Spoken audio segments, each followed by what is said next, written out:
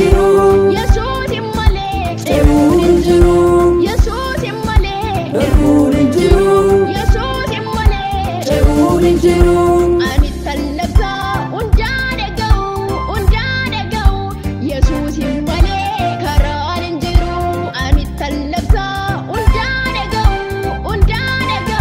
wangeela malee karaan injiru wangeela malee dhugaan injiru Yesuus malee eebuun injiru Yesuus malee darbuun injiru Yesuus malee eebuun injiru Yesuus malee dhugaan injiru gooftaan malee eebuun injiru wangeela malee darbuun injiru wangeela malee eebuun injiru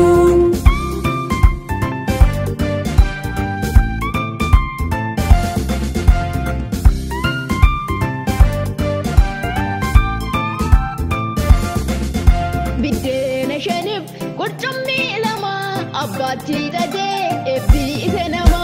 Biddeena shaniif qurxummii lama abbaatti hidhatee eebbii isa nama.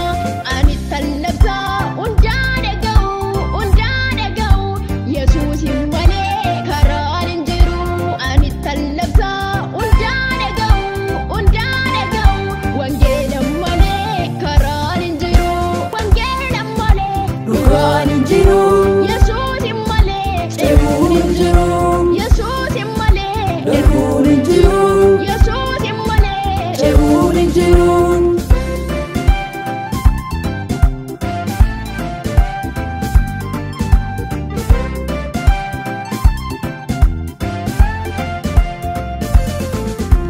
Ochoonan taa'ee abdii gogutee boo'ii mucaa koo jedhee ol na qabee. Ochoonan taa'ee abdii gogutee boo'ii mucaa koo jedhee ol na qabee.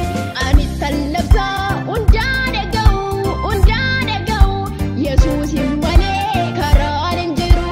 Ani tallabsa hundaane ga'u wangeela malee karaan injiru. Yesuus malee dhugaan injiru gooftaan malee eebuun injiru wangeela malee darbuun injiru wangeela malee eebuun injiru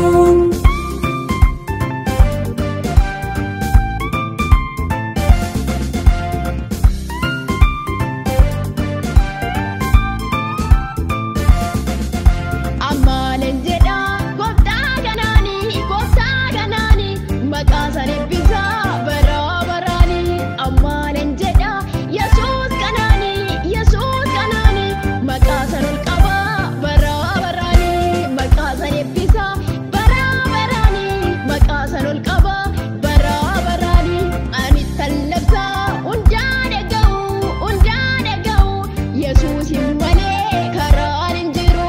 Ani tallabsa hundaane ga'u wangeela malee karaan injiru wangeela malee. dhugaan injiru